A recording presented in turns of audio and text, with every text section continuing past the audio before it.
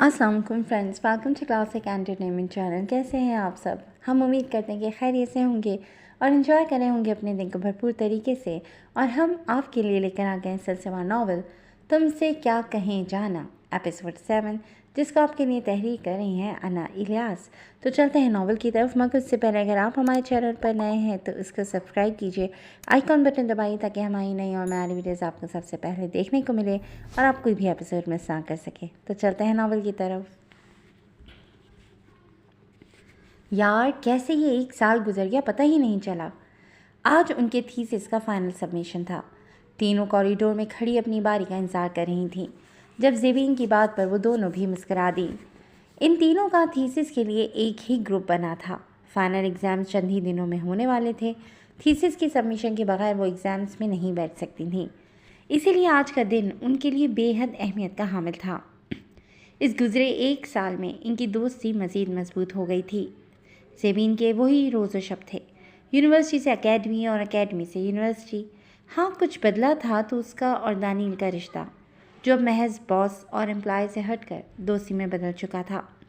ज़ेबीन उसकी ज़िंदगी में वो पहली लड़की थी जिसने उसके जिस्म की माजूरी को कभी अहमियत ही नहीं दी थी, बल्कि उसके हौसले का बाइस बनी थी।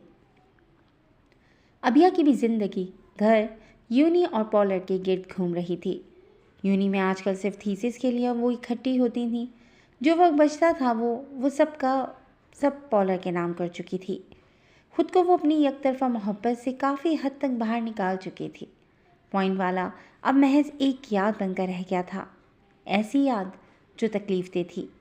किरत की बड़ी बहन के यहाँ कुछ दिन पहले ही बेटी हुई थी और दूसरी बहन अपने शौहर के पास बाहर जा चुकी थी। आजकल वो और अनीला अकेली होती थीं।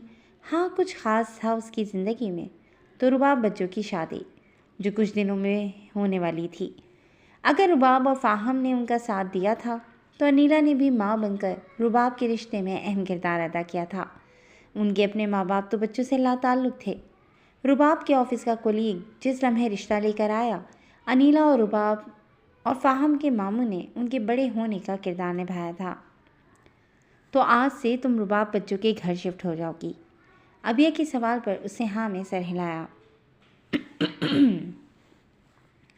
यार मैंने बताया था ना कि उनकी मामी भी बहुत अजीब सी औरत हैं। बस मुंह मलाहजा है। समिया बच्चों अपनी छोटी दुनिया और कुछ फूफो की जल्लाद तबीयत की वजह से नहीं जा सकती, तो पीछे रह कौन गया? ज़्यादा शॉपिंग तो अम्मी ने उनके साथ जाकर करवा दी थी, लेकिन अब उनके घर के कामों में भी तो किसी की ज़रूरत है, तो अम्मी के कहने पर कुछ दिनों के लिए मैं उनके घर जा रही हूँ। उसने तफसील से अबिया और ज़ेबीन को बताया। चलो, गुड लक। दुआ है कि तुम्हारे बचपन के दुश्मन से तुम्हारा सामना कम कम हो। उन दोनों की बात पर उसने दोनों के कंधों पर एक एक धप लगाई। अभी वो बातों में मसरूफ़ थीं कि थीसिस के फाइनल पैनल इंटरव्यू के लिए उनकी बारी आ गई। तीनों के चेहरे एकदम संजीदा हुए। आयतें और न जाने क्या क्या पढ़कर वो डीन के ऑफिस में दाखिल हुई। पैनल में 3 प्रोफेसर्स मौजूद थे। टेबल के एक जानिब तीनों प्रोफेसर्स और दूसरी जानिब 3 कुर्सियों पर वो तीनों थीं। तीनों से थीसिस के हवाले से बारी बारी सवालात किए जाने थे। ज़ेबीन और अबिया से किए गए सवालात का तो उन्होंने बेहतरीन अंदाज में जवाब दिया, मगर किरत के अपनी बारी आने तक हाथ पांव फूल रहे थे। इंट्रोड्यूस योरसेल्फ किरत। सरबाकिर के सवाल पर उसने अपने एकेडमिक कैरियर से आगाज़ किया। वेट, वो जो तेज़ी से अपने स्कूल्स और कॉलेज के नाम और डिग्रियों का बता रही थी, सर गनी के सवाल पर एकदम खामोश होकर खुश्क होठों सामान फेर गई। Can you explain the difference between girls college और women college? Why do we separate, or you can say we use girls college or women college at the end of the name of any college? Why don't we say just girls college or women college?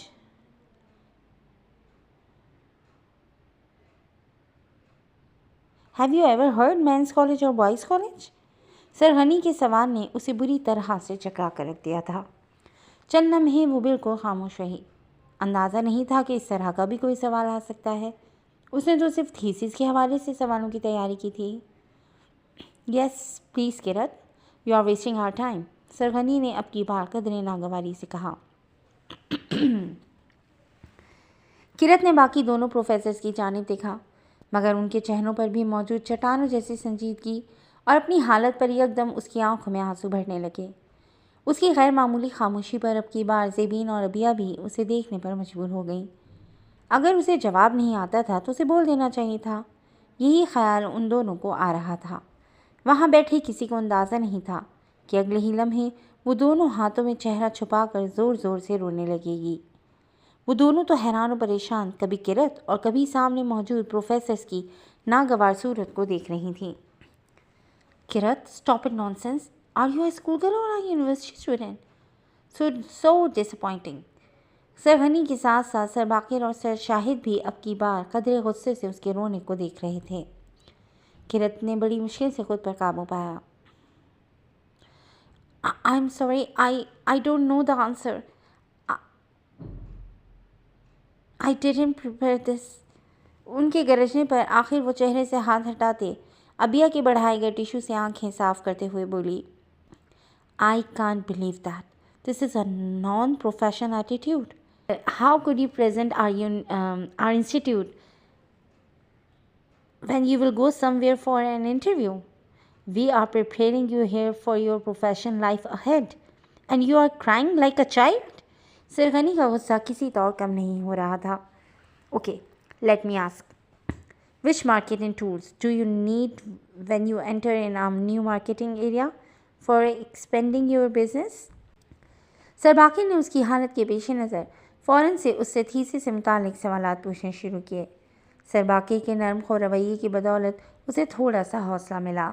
اس نے تیزی سے ان tools کا ذکر کیا اور پھر ایک ایک کر کے جتنے سوالات اس کے تھیسس سے متعلق پوچھے گئے وہ سب کا بہت اچھے سے جواب دینے لگی۔ Your thesis is accepted.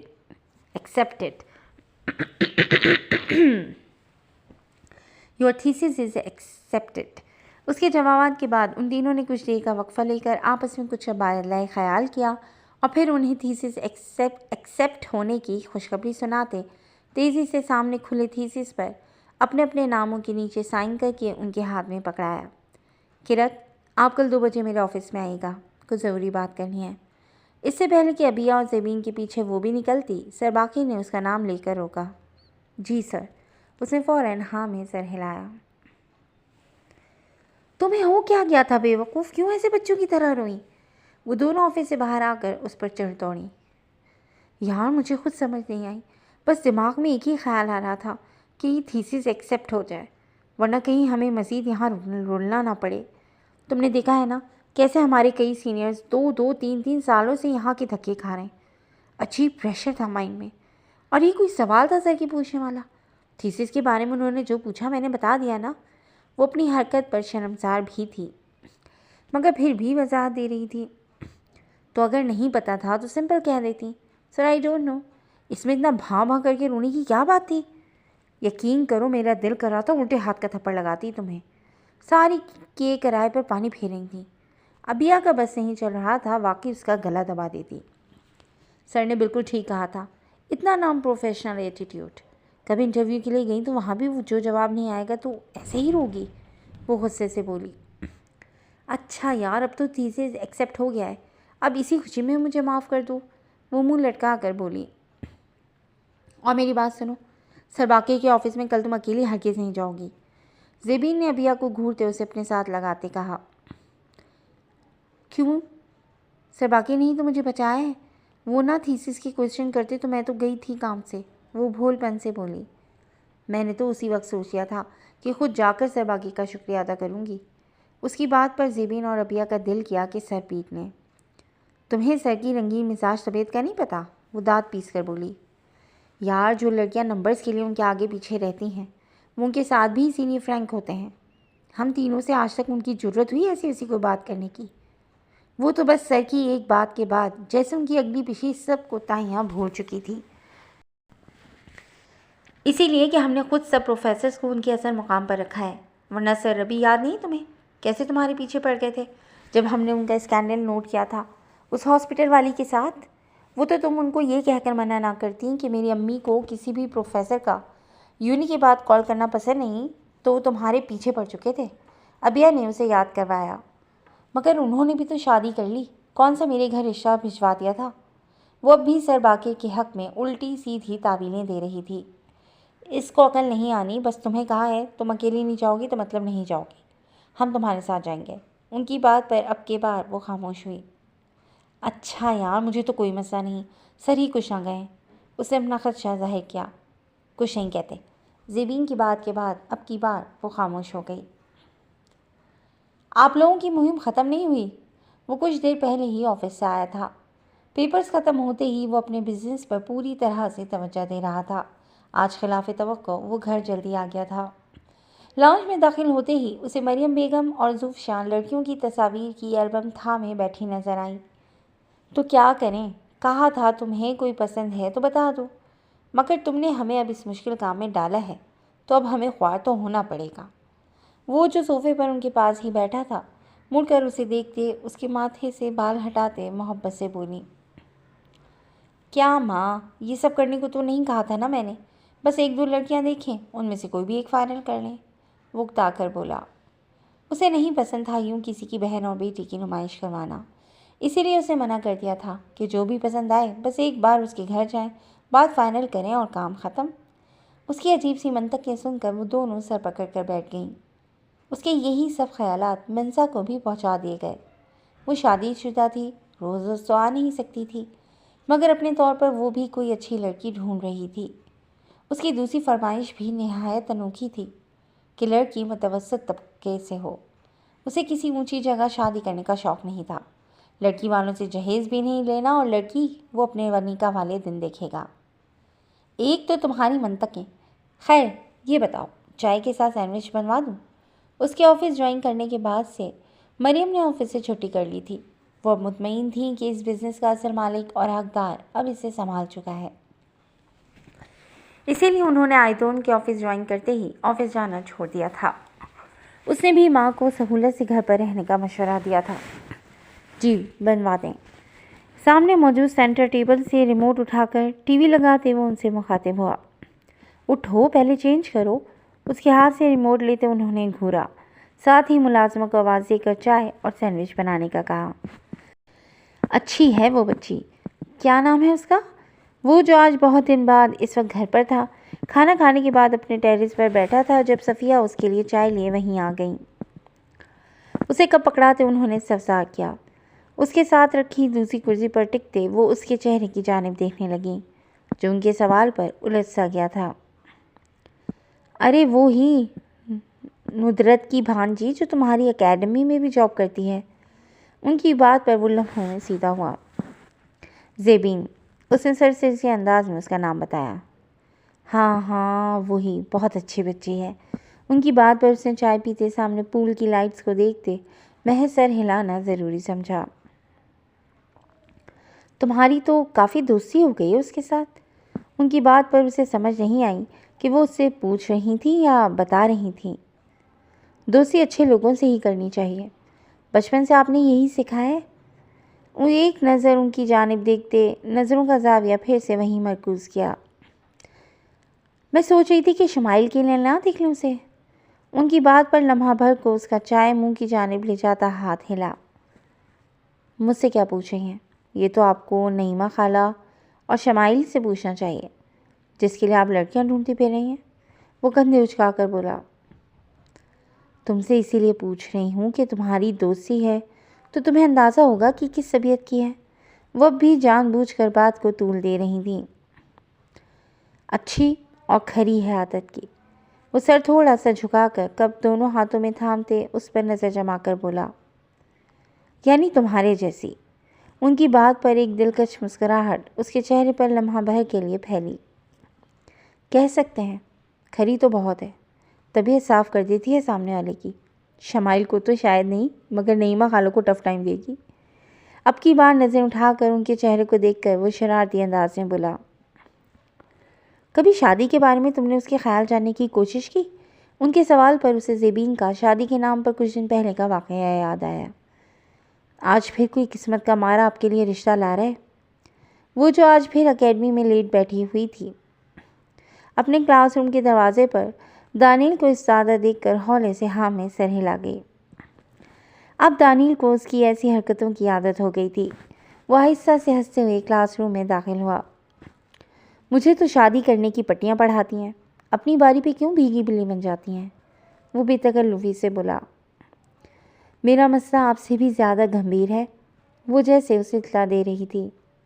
اچھا، میں بھی تو وہ گمبھیر مسئلہ سنوں۔ وہ دلچسپی سے اس کی جانب متوجہ ہوا۔ مجھے بس یوں عام لڑکیوں کی طرح کسی حسین سپنوں کے راجا کے خواب آنکھوں میں بسا کر رخصت نہیں ہونا۔ شادی کوئی مذاق تھوڑی ہے کہ چند کپڑوں، اچھی نوکری والے بندے اور اچھے گھر کے لیے کرو۔ وہ دلچسپی سے اسے دیکھ اور سن رہا تھا، جو اس کے سامنے موجود کرسی پر اپنے سادہ سے حلیے میں بھی نہ جانے کیوں اسے بہت خاص لگ رہی تھی۔